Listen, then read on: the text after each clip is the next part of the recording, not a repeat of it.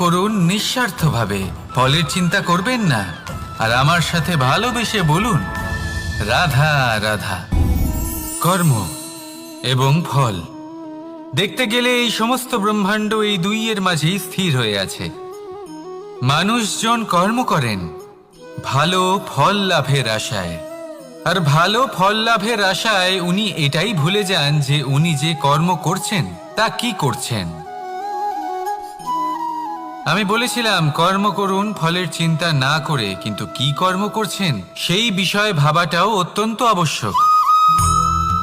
নয়তো অনেক সময় আমরা এমন কর্ম করে ফেলি যা না চাইতেও বিষে পরিণত হয়, যা হয়েছে দুঃশাসনের সাথে, দুর্যোধনের সাথে, গুরু দ্রোণের সাথে। একজনের মানসিকতা উচিত ছিল না, একজনের বিবেক উচিত ছিল না, আরেকজন যে পক্ষ নির্বাচন করেছিলেন সেই পক্ষ উচিত ছিল না। আর যা কিছু ওনাদের সাথে হলো, আপনার আমার আমাদের সকলের সাথে তা হতে পারে। আমি বলেছিলাম কর্ম করুন, ফলের চিন্তা করবেন না, কিন্তু এই কর্মের বিষয়ে বিচার করে দেখাটাও ততটাই আবশ্যক। দেখুন, কর্ম করার উচিত প্রক্রিয়া ফলের চিন্তা না করা, কিন্তু যদি আপনার কর্ম শুভ হয় তাহলে তার ফলও নিয়তি আপনাকেই দেবে। সর্বদা কর্ম করার সময় এটা ভাবুন যে আপনার এই কর্ম এই সংসারকে, এই সমাজকে, আপনার পরিবারকে, আপনার আশেপাশের মানুষজনকে কোন দিশায় নিয়ে যাবে। যদি এটা সবার জন্য মঙ্গলময় হয় তাহলে কর্ম করতে থাকুন। আর হ্যাঁ, নিশ্চিত রূপে ফলের চিন্তা করবেন না। আসুন আমার সাথে ভালোবেসে বলুন রাধা রাধা। বটবৃক্ষের বীজ সর্ষের দানার থেকেও ছোট হয়, কিন্তু যখন তা নিজের রূপ ধারণ করে তখন তা বিশাল বৃক্ষের আকার ধারণ করে, যা সহস্র বছর ধরে বেঁচে থাকে, ছায়া প্রদান করে, পাখিদের আশ্রয় প্রদান করে, আর দেয় পথচারীদের বিশ্রাম করার স্থান। কেন? কারণ সেই ছোট বীজ তা মাটির ভেতরে গিয়ে নিজের খোলস ত্যাগ করে। অন্ধকারে থাকে সে, যতই আলো আসুক না কেন, যতই বর্ষা আসুক না কেন, সব সহ্য করে।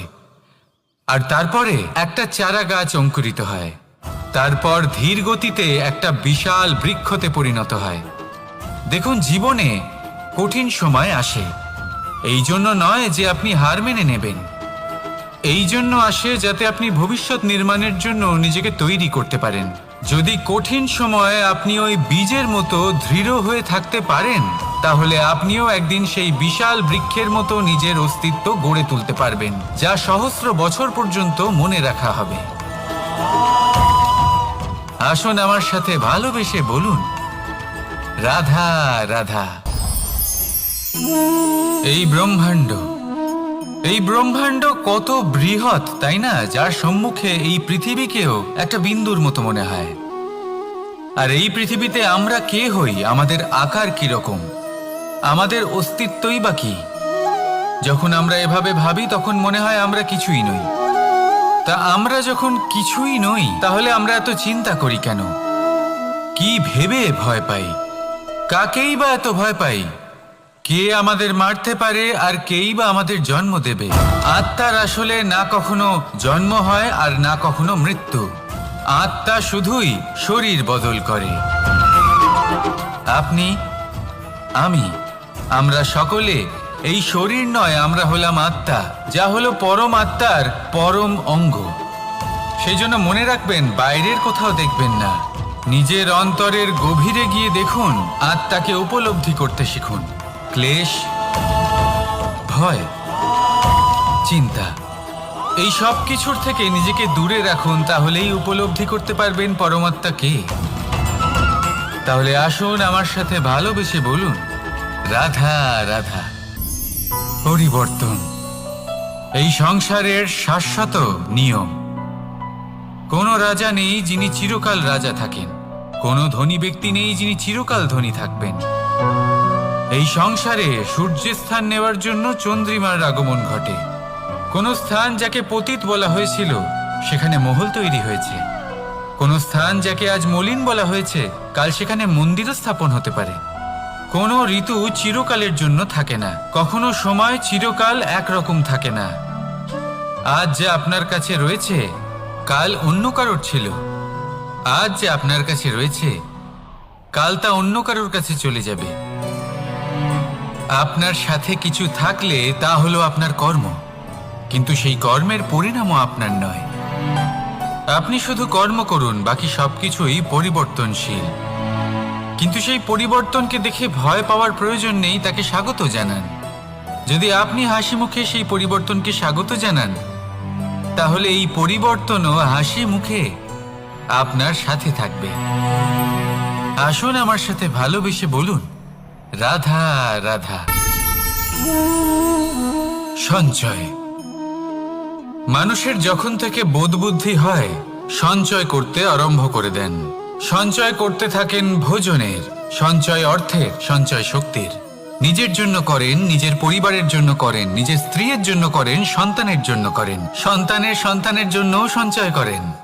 সঞ্চয় করার জন্য ওনার কাছে অনেক কারণ রয়েছে, কারণ উনি এটা ভাবেন যে এই সঞ্চিত শক্তির জন্য কেউ ওনার কোনো ক্ষতি করতে পারবে না।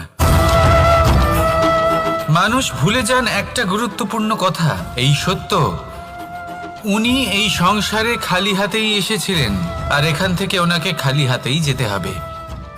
যা এখানকার তা এখানেই থেকে যাবে। আর যদি কিছু ওনার সাথে যায় তা হলো ওনার কর্ম, আর কিচ্ছু নয়।